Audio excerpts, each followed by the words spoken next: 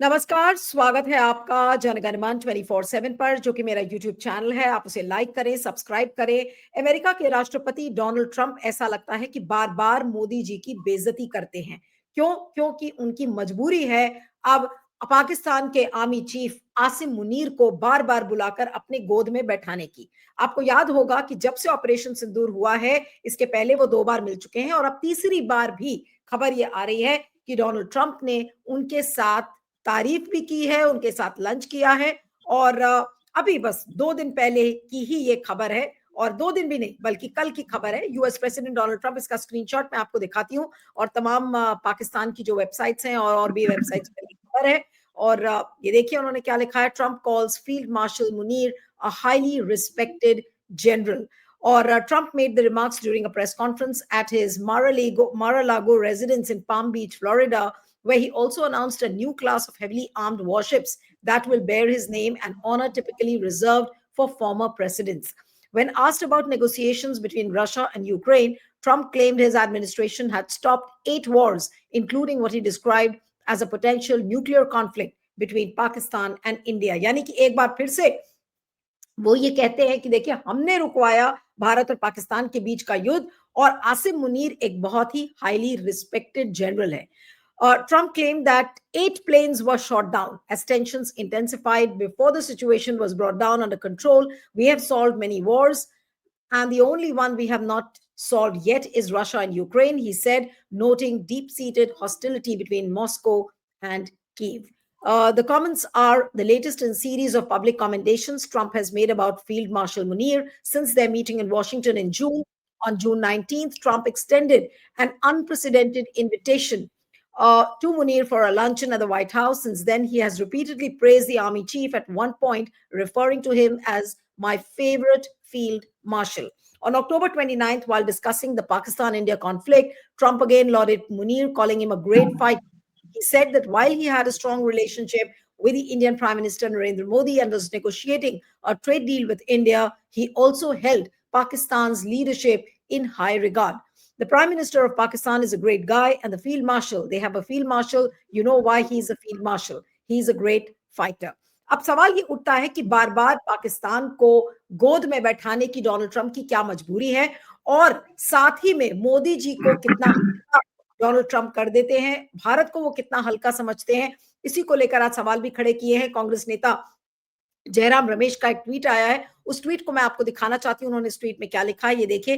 There seems to be no end to president Trump's fascination with Field Marshal Asim Munir, whose inflammatory and communally vicious remarks provided the immediate backdrop to the Pakistan orchestrated terror attack in Pahalgam on April 22nd, 2025. इसके बाद वो लिखते हैं कि president Trump hosted the field marshal to an unprecedented lunch in the White House on June 18, 2025. Then President Trump met with the Field Marshal a second time in the White House on October 1st, when the Field Marshal presented President Trump with a box of rare earths. In Egypt on October 13th, he called Asim Munir as my favorite Field Marshal. On October 29th, the President praised Munir as a great fighter. And uske baad wala, day before yesterday, on December 22nd, President Trump once again praised Munir, calling him a highly respected general. This bonhomie between USA and Pakistan is a very concerning development. It provides a virtual clean chit to Pakistan in general and to Munir in particular, despite the evidence that they supported and enabled the Pahalgam terror attack. This is a matter of national concern, and the Modi government's silence on it is disconcerting. Remember that in the aftermath of 26/11, Pakistan was thoroughly exposed and discredited on the international stage, not celebrated and lionized as it is now. ये अभी थोड़ी देर पहले का ही tweet है, 12:24 पर जयराम रमेश ने इसको tweet किया है और आज इसी पर हम बातचीत करेंगे कि क्या ये मोदी जी की घोर बेइज्जती है, जिस तरीके से डोनाल्ड ट्रंप बार बार गोद में बुलाकर बैठाते हैं आसिम मुनीर को। हमारे साथ इस समय अंतर्राष्ट्रीय मामलों के एक्सपर्ट और डिप्लोमैट प्रोफेसर आफ्ताब कमल पाशा है। प्रोफेसर पाशा, आपका बहुत बहुत स्वागत है। Thank you so much for joining. और क्या कहेंगे, आसिम मुनीर को हाईली रिस्पेक्टेड जनरल अब बता दिया है। इसके पहले उन्होंने बोला इज अ ग्रेट फाइटर। उन्होंने साथ में ये भी कहा कि देखिए मैंने ये भारत और पाकिस्तान के बीच की लड़ाई रुकवाई थी। आखिर वो बार बार भारत को क्या संदेश देने की कोशिश कर रहे हैं डोनाल्ड ट्रंप? जी धन्यवाद नीलू जी। देखिए इससे मैसेज साफ और बहुत क्लियर टर्म्स में भारत को दिया जा रहा है कि आप चाहे कुछ भी कहे पाकिस्तान को अपना दुश्मन और आतंकी देश वगैरह वगैरह, ये हमारा देश है, अमेरिका का दोस्त है। और आसिम मुनीर खास तौर पे वो बहुत इज्जतदार जनरल हैं और ट्रम्प के हमारे फेवरेट हैं बोल के।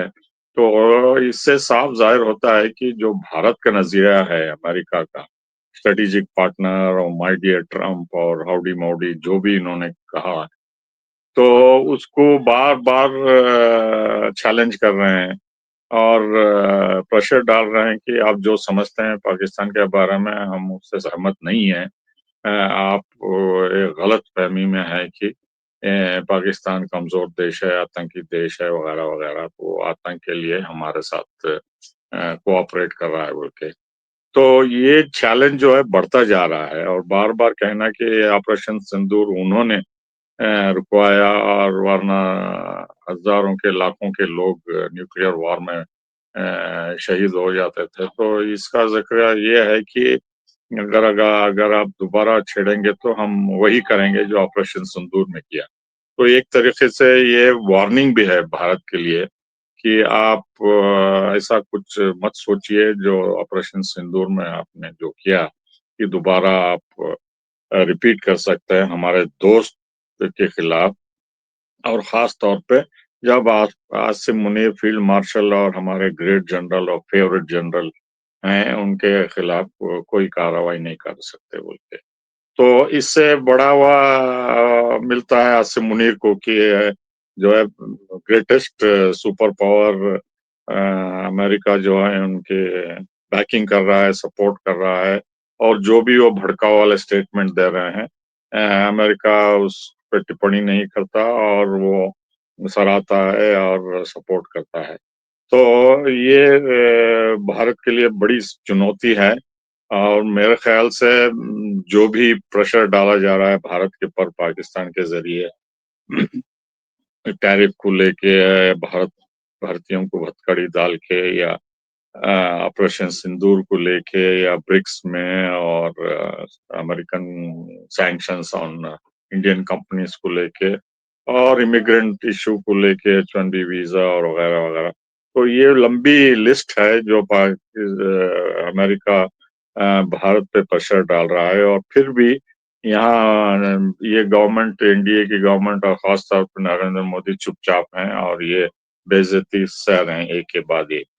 जो भी जयराम रमेश ने कहा है वो सही है कि एक के बाद जो लिस्ट उन्होंने दी, कब मिले थे ये आसिम मुनीर ट्रम्प से और क्या-क्या हुआ था और ये कांग्रेस के ज़माने में कैसा पाकिस्तान को अलग-थलग किया था। तो अब ये भारतीय गवर्नमेंट खास तौर पर नरेंद्र मोदी कुछ एक लफ्ज़ भी नहीं बोल रहा है।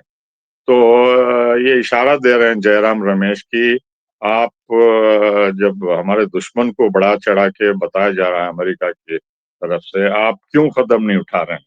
या तो पाकिस्तान के खिलाफ कुछ करना चाहिए या तो अमेरिका के खिलाफ कुछ बोलना चाहिए, करना चाहिए। तो ये दोनों जो है साइलेंस भारतीयों को ये कन्फ्यूज़ कर रही है कि इनकी पॉलिसी एक तरफ तो एंटी पाकिस्तान है, जो कि डोमेस्टिक हिंदुत्व मेजॉरिटेरियन रूल से उभर के निकलता है। लेकिन जब हमारा स्ट्रेटेजिक पार्टनर अमेरिका उनकी तारीफ करता है पाकिस्तान की, ये चुपचाप हैं। तो ये इशारा दे रहे हैं जयराम रमेश कि आप जो है स्पाइनलेस हो गए हैं, पाकिस्तान के खिलाफ भी कुछ नहीं बोल सकते, कर सकते हैं और अमेरिका जो मनमानी कर रहा है पाकिस्तान को सपोर्ट करके वो हमारे हित के खिलाफ वो है। तो ये इसमें साफ ज़ाहिर होता है कि ये पाकिस्तान की पॉलिसी भी नरेंद्र मोदी की फेल हो चुकी है, इसमें कुछ दम नहीं है। सिर्फ दिखावे के लिए वो भड़काऊ वाले स्टेटमेंट देते हैं, हम ये कर देंगे, वो कर देंगे और पाकिस्तान ऑक्यूपाइड कश्मीर को दोबारा वापस ले लेंगे और यूनाइट करेंगे बोल के। लेकिन कुछ करके दिखाने रहे, जब मौका था तो ये दुम दबा के चुप हो गए अमेरिका के दबाव में या जो भी आके सीज़ फायर के लिए कर दिए। तो इसलिए जो है मोदी का ये इमेज और खराब हो रहा है इससे। जितनी बार वो अमेरिका के प्रेसिडेंट ऑपरेशन सिंदूर का जिक्र करेंगे, तो नरेंद्र मोदी की भी पॉलिसी के ऊपर नुक्ताचीनी है ये एक पर्सपेक्टिव हुआ। दूसरा पर्सपेक्टिव हमें ग्लोबल पॉइंट ऑफ व्यू का भी समझना होगा, क्योंकि इजराइल का बड़ा प्रेशर है डोनाल्ड ट्रंप पे कि वो इजराइल की मदद करे ईरान पे हमला करने के लिए। तो इसमें सिर्फ इजराइल हमला करके वहाँ रेजिम चेंज कर नहीं सकता, उसमें अमेरिका का सपोर्ट होना बहुत जरूरी है। उसमें एक पेचीदगी आई है, वो ये है कि जो भी अड्डे अमेरिका के हैं खाड़ी में, वो खाड़ी के देश मना कर दिए हैं इस्तेमाल ईरान के खिलाफ करने के लिए। तो इस संदर्भ में जो है सिर्फ टर्की, अजरबैजान और पाकिस्तान ऐसे नजदीक देश हैं ईरान के आसपास, जो अमेरिका इस्तेमाल करना चाहता है अगर इजराइल कुछ गड़बड़ी में या मुश्किल में फंस गया तो इसलिए जो है अमेरिका के स्ट्रेटेजिक गोल्स जो हैं पाकिस्तान को उसकी एयर स्पेस इस्तेमाल करने के लिए मना रहे हैं किसी भी तरह की। ये ईरानी हुकूमत जो है ये अमेरिकन इंटरेस्ट के खिलाफ है वगैरह बोल के। तो मैं ये समझता हूँ कि ये ईरान का एंगल बहुत इम्पोर्टेंट है। दूसरा ये है कि डोनाल्ड ट्रंप बार बार कहते आ रहे हैं कि जो काबुल में बागराम बेस है उसको चाहिए बोल के, अमेरिका को चाहिए चीन के ऊपर हमला करने या जो भी उनकी स्ट्रैटेजी है उसको इस्तेमाल करने के लिए। और तीसरा यह है कि धीरे धीरे आसिम मुनीर के जरिए पाकिस्तान को चीन से दूर करना चाहते हैं वो। तो अमेरिका के ग्लोबल स्ट्रैटेजी में लाना चाहते हैं। और जो सिविलियन गवर्नमेंट और दूसरे गवर्नमेंट सीपेक वगैरह ऐसा कर रहे थे चीन के साथ, उसको नरमी लाके कमजोर करके चीन और पाकिस्तान को अलग थलग करना चाहते हैं, ताकि अमेरिका पहले की तरह अयूब खान और याह्या खान और मुशर्रफ और जियाउल हक की तरह जो उन्होंने मनमानी करी इन डिक्टेटर्स को इस्तेमाल करके अफगानिस्तान के खिलाफ और रूस के खिलाफ, सोवियत यूनियन के खिलाफ, वो इसी तरह इस्तेमाल कर सके। तो मेरे ख्याल से ये ग्लोबल स्ट्रैटेजी भी हमें ध्यान में रखना होगा, जिसके तहत भारत को ज्यादा घबराने की बात नहीं है आसिम मुनीर और अमेरिका की दोस्ती को लेके। हमें चौकन्ना रहना चाहिए, क्योंकि वो हमारा दुश्मन है। उनके हाथ मजबूत किए जा रहे हैं हथियार देके, पॉलिटिकल सपोर्ट, भारत डिप्लोमेटिक की सर सपोर्ट ऐसी देके। भारत की लेकिन ऐसी मजबूरी क्या है कि भारत इस पर एक बार भी ऐतराज भी नहीं जता पाता है कि कम से कम बताएं डोनाल्ड ट्रंप को, कम से कम एक फोन कॉल के जरिए ये तो बोले कि भाई हमें नहीं पसंद आता कि हम जो देश हमारे देश में आकर आतंकवादी घटना को अंजाम देता है, आप उनको बुलाकर गोद में बिठाते हैं और फिर आप हमसे एक्सपेक्ट करते हैं कि हम आपके साथ अपना रिश्ता सही रखें। तो ये बात तो मोदी जी कह सकते हैं ना, इसको बोलने में क्या वो इतने छोटे हो जाएंगे? क्यों नहीं बोल पाते वो? इतने मजबूर क्यों है वो पाकिस्तान के आगे भी? देखिए, मजबूर हैं अमेरिका के सामने ही है, क्योंकि जो अदानी की फाइल है, रॉ की फाइल है, और जो कांग्रेशनल रिपोर्ट ने जो बीजेपी को अक्यूज किया कि वो कम्युनल कार्ड यूज करके वोट जीते और सीट हासिल करे, उसके अलावा जो गुजरात के होम मिनिस्टर थे हिरन पांड्या शायद, उनकी हत्या में भी रिपोर्ट्स आ रहे हैं कि अमेरिका के सीआईए के पास बहुत खुफिया इंफॉर्मेशन है, जिसमें कई लोगों का हाथ उसमें शामिल था। और बीजेपी की टॉप लीडरशिप जो सेंटर में है, चाहे वो नरेंद्र मोदी हो या अमित शाह हो, उसमें शामिल थे बोल के वो भी एक्सपोज करने वाले हैं। आपको याद होगा कि ट्रंप ने खुलेआम कहा था कि अगर मैं चाहूं तो नरेंद्र मोदी को पॉलिटिकली खत्म कर सकता हूं, हमारे पास ऐसे जरिए है बोल के। तो उन्होंने साफ कहा था। तो ये प्रेशर यूज कर रहे हैं नरेंद्र मोदी के खिलाफ कि आप हमें दूसरे एरियाज में कंसेशन दीजिए। और अभी यहाँ के मिनिस्टर्स ने कहा कि हम किसी भी हालत में डेयरी प्रोडक्ट्स अमेरिका से इंपोर्ट नहीं करेंगे बोल के।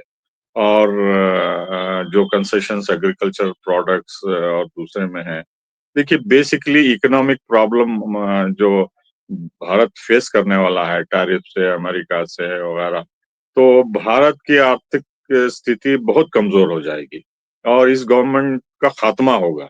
क्योंकि फार्मर्स सड़क पे उतर के आएँगे, चाहे पंजाब हो, हरियाणा हो, राजस्थान, यूपी वगैरह सब।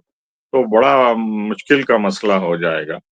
तो अमेरिका दबाव डाल रहा है इन सब चीज़ों के लिए और ये प्रेशर टैक्टिक इस्तेमाल करते रहेंगे पाकिस्तान को लेके, मसम मुनीर को लेके और हिरन पांड्या या जो दूसरे अदानी फाइल वगैरह सब हैं। पता नहीं और क्या-क्या सीक्रेट इन्फॉर्मेशन है जो नहीं, तो ये तो फिर एक तरीके नरेंद्र से ये मोदी डरे हुए हैं। नहीं, तो डॉक्टर पाशा ये तो फिर इसका मतलब ये हो गया कि अब अमेरिका ने मोदी जी को इस तरह से दबाव में ले लिया है कि अब पाकिस्तान जो हमारा घोर दुश्मन देश है, हम उसके खिलाफ भी अब कुछ नहीं बोल सकते। इस हद तक मोदी जी को चुप करा दिया है डोनाल्ड ट्रंप ने। जी, देखिए ये ऑपरेशन सिंदूर से ही पता चलता था कि उन्होंने दबाव डाल के सीज़ फायर करवाया। याद होगा आपको कि राजनाथ सिंह और जयशंकर और खुद प्राइम मिनिस्टर मोदी कह रहे थे कि हम पाकिस्तान के कब्जे में जो कश्मीर है उसको लेकर रहेंगे वगैरह-वगैरह बोल के। तो अब वो दोबारा रिपीट नहीं करते। यहाँ तक कि पाकिस्तान को के ऊपर हमला करने की भी बात नहीं हो रही है। चुपचाप हो गए हैं। जब ये दिल्ली में बम ब्लास्ट हुआ, तो उसके बाद लोग उम्मीद कर रहे थे कि पाकिस्तान को दोषी ठहरा जाएगा। लेकिन ये डोमेस्टिक टेररिज्म बोल के पूरा काया पलट दिए और पाकिस्तान का नाम बिल्कुल नहीं लिए। जो ऑपरेशन सिंदूर अभी लाइव है, अभी खत्म नहीं हुआ बोल के। तो लोग इस उम्मीद में थे कि पाकिस्तान पे और सेकंड फेज़ होगा ऑपरेशन सिंदूर का। तो ये कर नहीं पाई है इसलिए कि अमेरिका इनको धमकी दिया कि अगर ऐसा कुछ करते हैं तो हम चुप नहीं रहेंगे बोल के। तो अमेरिका जो है ये सेंट्रल रोल हमारे दुश्मन के साथ मिल के कर रहा है जो कि इन इस गवर्नमेंट को खुलेआम मजम्मत करना चाहिए था, अटैक करना चाहिए थे और चैलेंज करना चाहिए था कि जब तक आप अपने संबंध पाकिस्तान के रहेंगे, तारीफ करते रहेंगे आसिम मुनीर की। हम आपसे बातचीत नहीं करेंगे, आप स्ट्रेटेजिक पार्टनरशिप खत्म कर रहे हैं, ना तारीफ पे बात होगी। जैसा चीन जो है हम 1% भी उनसे सीख नहीं रहे हैं। चीन जो है रेयर अर्थ मिनरल्स वगैरह सब लेके इतना अपर हैंड ले लिया है कि ट्रम्प डर गए हैं। कुछ नहीं कर पा रहे हैं चीन के खिलाफ। तो हमारे पास भी इतने ट्रम्प कार्ड्स हैं। अमेरिका हमको चाहता है चीन के खिलाफ, हम उसको इस्तेमाल नहीं कर रहे हैं। तो बेवजह जो है हम अमेरिका के प्रेशर में आके डरपोक हो गए हैं, स्पाइनलेस हो गए हैं और कुछ दम नहीं है। इसीलिए आपका जो भी कहना दुरुस्त है कि ये मुँह खोल नहीं सकते पाकिस्तान के खिलाफ या अमेरिका के खिलाफ या कुछ करना नहीं चाहते क्योंकि ये जकड़े गए हैं इन सब प्रॉब्लम्स में जो कि ये खुद के किए हुए हैं। तो इससे ये लोग पार्लियामेंट में डिस्कस नहीं करना चाहते हैं और लोग भी परेशान हैं, कन्फ्यूज़्ड हैं कि ये मोदी क्या कर रहे हैं? पाकिस्तान के खिलाफ तो पहले चिल्लाते थे, अब जब हमारा स्ट्रेटेजिक पार्टनर उनको सपोर्ट कर रहा है और बढ़ा-चढ़ा के तारीफ कर रहा है, तो ये चुप क्यों है? ये अमेरिका को साफ लफ्ज़ों में क्यों नहीं कहते कि हमारा दुश्मन के साथ जब तक आप तालमेल करेंगे, हम आपसे बातचीत नहीं करेंगे। लेकिन बल्कि सर ये पॉलिटिकली स्पीकिंग अगर मैं आपसे पूछूं तो क्या ये भारत को एक बहुत कमजोर देश के रूप में साबित नहीं करता? क्या ये प्रधानमंत्री मोदी को एक बहुत ही कमजोर और डरपोक प्रधानमंत्री के रूप में नहीं दिखाता? नहीं, भारत कमज़ोर नहीं है, लेकिन ये गवर्नमेंट कमज़ोर है, निकम्मी है, इनकॉम्पिटेंट है। लोगों के पूरी दुनिया के सामने ये साबित हो गया कि ये अमेरिका के सामने डरपोक हैं, कुछ नहीं कर सकते।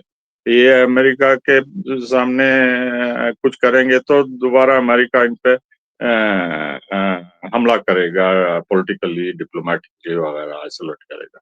तो ये वो जानते हैं कि भारत ताकतवर देश है, न्यूक्लियर पावर है, इकोनॉमिक पावर है और बहुत इन्फ्लुएंशियल है। लेकिन इस गवर्नमेंट के करतूतों से जो हमारा इमेज अमेरिका के सामने इतना कमज़ोर हो गया, वीक हो गया है कि हम डिफेंड नहीं कर पा रहे हैं।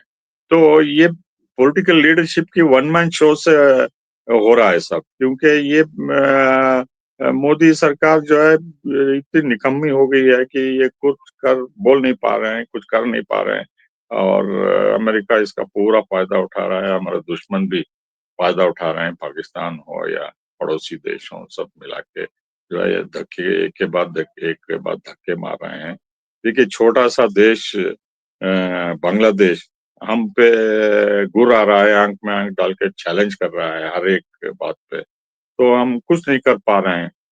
ये जो हुआ अभी बांग्लादेश हाई कमीशन के सामने जो वीवीआईपी का प्रदर्शन हुआ, इतने सारे लोग वहां जमा है।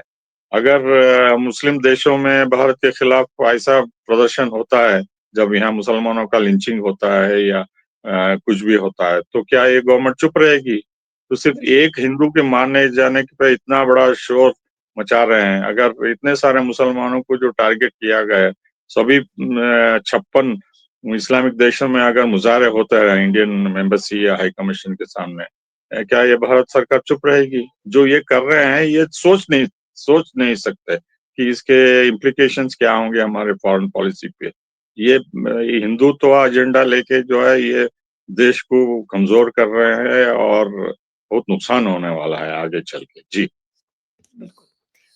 लेकिन अंत में बस आखिरी सवाल पाशा साहब कि ये सिलसिला चलता रहेगा या भारत की सरकार इस सिलसिले को रोक भी सकती है? आज तो तीसरी बार उन्होंने बुलाया है लंच पे, ठीक है, उनकी अपनी कंपल्शंस हैं अमेरिका के कि वो क्यों पाकिस्तान को इस समय बैठाना चाह रहे हैं। लेकिन सवाल ये उठता है कि ये सिलसिला कितने दिन चलेगा और भारत की सरकार इसी तरह से हमेशा चुप बैठी रहेगी? क्योंकि भाई उनकी तो हर जगह कहीं न कहीं उनकी गर्दन फँसी हुई है, तो इसका मतलब भारत की सरकार तो बोलेगी नहीं इस पर। देखिए, भारत सरकार सभी को ये करना ठीक नहीं होगा। ये सिर्फ उनका टारगेट मोदी पे है। मोदी उनको पता चल गया कि ये डिसीजन मेकर हैं। ये कुछ नहीं कर रहे हैं बोल के उनके पूरे सीक्रेट्स जो है पर्दाफाश एक के बाद कर रहे हैं। तो ये आरएसएस और बीजेपी लीडर्स को सोचना होगा कि इनका यहाँ बनाए रहना प्राइम मिनिस्टर देश के लिए कितना प्रॉब्लम आगे होता जाएगा और कितने मुश्किलें और कठिनाइयां पेश आते रहेंगी और कितना हमको अमेरिका जलील करता रहेगा और पाकिस्तान को कितना इसका फायदा होगा बोल के हमें देखना होगा कि नेशनल इंटरेस्ट में क्या करना चाहिए। और ये लीडरशिप जो है ये कंसेशन पे कंसेशन देके उनके गलतियों को लेके पाप का घड़ा भर रहा है। तो इसीलिए जो है अगर ये गवर्नमेंट कंटिन्यू करती रहेगी तो इसी तरह से प्रॉब्लम्स भी कंटिन्यू होते रहेंगे, एक्सप्लोड होते रहेंगे और अमेरिका पूरा फायदा उठाता रहेगा। अब इसमें पाकिस्तान भी शामिल है, वो भी हम उनके खिलाफ कुछ नहीं कर पाएंगे। जी। बिल्कुल। चलिए आपका बहुत-बहुत शुक्रिया professor Pasha, thank you so much for joining. Thank you.